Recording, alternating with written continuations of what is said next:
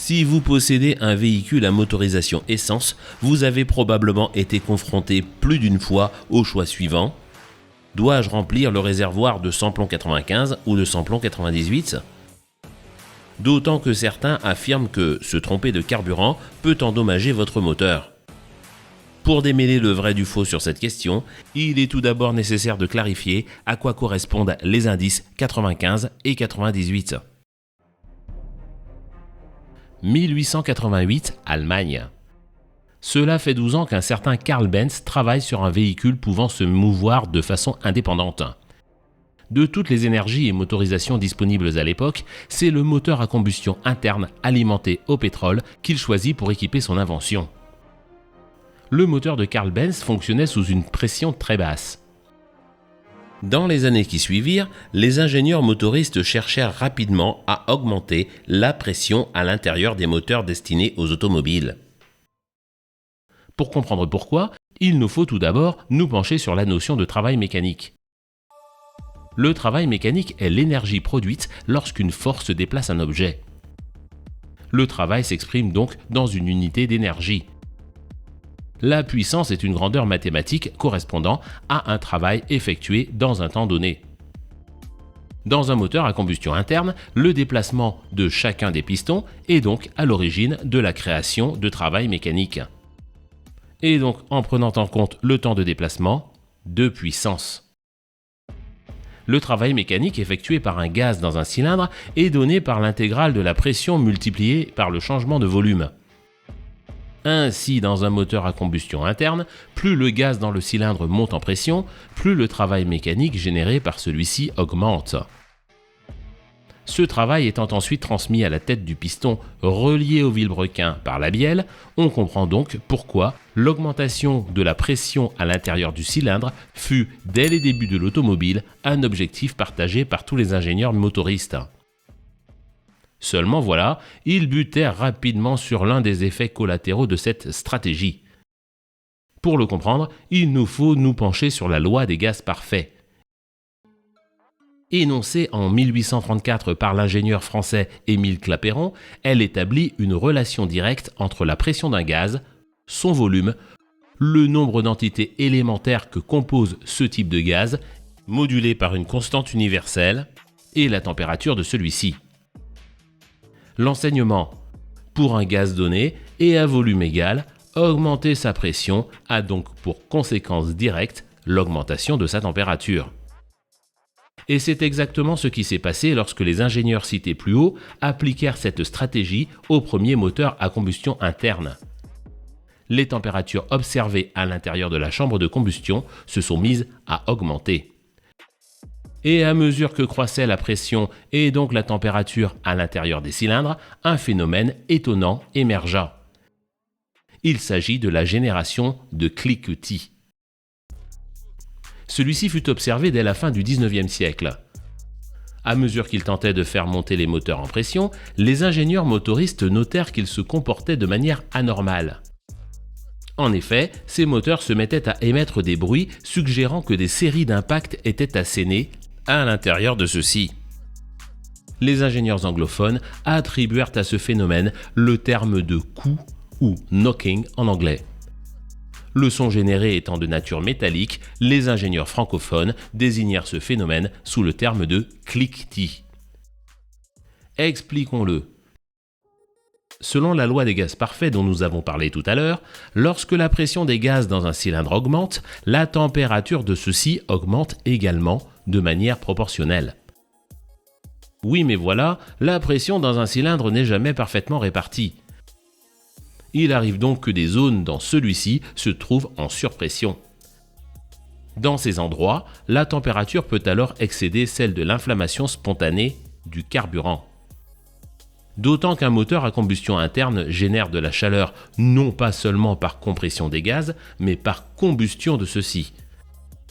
La non-homogénéité des gaz de combustion à l'intérieur de la chambre de combustion a également pour effet la création de zones plus froides, mais aussi de points chauds difficiles à contrôler. Lorsque la température dans ces zones excède celle de l'inflammation spontanée du carburant, des points de combustion anarchiques et prématurés apparaissent. Ils ont pour effet la création d'ondes de choc dans la chambre de combustion. En cascade, la combustion devient incomplète, l'utilisation de l'énergie produite par la combustion s'effondre, ce qui a pour effet une réduction de la puissance produite et une hausse de la consommation de carburant. Mais aussi, ces ondes de choc anarchiques génèrent des vibrations mécaniques incontrôlées, ainsi que des percussions brutales à l'intérieur du cylindre. Lorsque celles-ci persistent, elles finissent par créer des fissures dans les soupapes, des crevasses dans la culasse ou même des trous dans les pistons. Oui, mais la montée en pression à l'intérieur du cylindre restait le but ultime des ingénieurs motoristes pour les raisons que nous avons évoquées plus haut. Ils se mirent donc à travailler activement sur deux axes. Le premier, l'optimisation de l'homogénéité des gaz à l'intérieur de la chambre de combustion. Le deuxième, le repoussement vers le haut de la température d'allumage spontanée du carburant. Au tout début du XXe siècle, apparurent les premiers points de distribution de carburant sur le réseau routier. Leur avantage, ils permettaient aux automobilistes de faire le plein sans avoir à chercher leur carburant dans les pharmacies ou chez les grossistes en produits chimiques comme c'était le cas auparavant. Les carburants disponibles étaient alors loin d'être aussi standardisés que ceux que l'on trouve aujourd'hui en station-service. Principalement dérivés du pétrole brut, ils étaient même quelquefois distillés à la main. Leur composition était donc variable. Leurs propriétés étaient donc instables. Parmi elles, vous l'aurez compris, leur température d'inflammation spontanée. Dans les années 1920, alors que les moteurs à combustion interne étaient de plus en plus puissants et de plus en plus complexes, il est devenu évident qu'il fallait un moyen de standardiser les carburants sur ce point. Et pour ce faire, développer un protocole permettant de mesurer la résistance à l'auto-allumage de chaque carburant. Thomas Midley Jr., un ingénieur américain qui travaillait pour General Motors, proposa alors la création d'un indice dit indice d'octane. L'isooctane est un hydrocarbure saturé ayant 8 atomes de carbone et 18 atomes d'hydrogène. Une des propriétés spécifiques de l'isooctane est qu'il possède une résistance élevée à l'auto-allumage. Il a donc été choisi comme référence maximale de l'indice fixé à 100. Autre corps, l'heptane. Cet hydrocarbure comportant 7 atomes de carbone et 16 atomes d'hydrogène a, à l'inverse, une résistance très faible à l'auto-allumage. Il fut donc choisi par Midgley pour représenter la base de l'indice d'octane fixé à 0. Depuis, les différents types d'essence disponibles en station-service sont classés suivant cette échelle. En France, 2 options sont généralement proposées. Le samplon 95 présentant un indice d'octane de 95 sur l'échelle de 1 à 100 dont nous avons parlé plus haut. Le samplon 98 présentant un indice d'octane de 98. Où l'on comprend que ce dernier possède une température d'auto-inflammation supérieure à celle du samplon 95. Et donc qu'une fois injecté dans un moteur, il supporte des pressions supérieures avant de voir apparaître du cliquetis. Arrêtons là tout suspense. Tous les véhicules disponibles sur le marché depuis 3 décennies sont compatibles avec le samplon 95. Car depuis cette époque, se sont développés des systèmes de captage en temps réel des phénomènes de cliquetis. Il s'agit des capteurs de cliquetis. Le principe physique sur lequel il s'appuie est la piézoélectricité. Il s'agit d'un phénomène qui permet à certains matériaux, tels que les cristaux de quartz ou les céramiques, de générer une tension électrique lorsqu'ils sont soumis à une contrainte mécanique. Le capteur de cliquetis intègre un cristal de ce type. L'ensemble est fixé au bloc moteur ou à la culasse. Lorsque du cliquetis apparaît, il délivre donc une tension électrique qui peut être directement mesurée par le boîtier de gestion du moteur, qui alors adapte les paramètres de combustion et en particulier l'avance à l'allumage dans le but d'annihiler le cliquetis. Dans le cas d'un moteur en V, il arrive qu'un ou plusieurs capteurs soient utilisés pour chaque banc de cylindre. L'utilisation de capteurs de cliquetis permet donc à tous les moteurs essence de fonctionner sans dommage avec du samplon 95. Nombre de moteurs du marché sont d'ailleurs optimisés en termes de pression maximale atteignable dans le cylindre pour ce carburant d'entrée de gamme.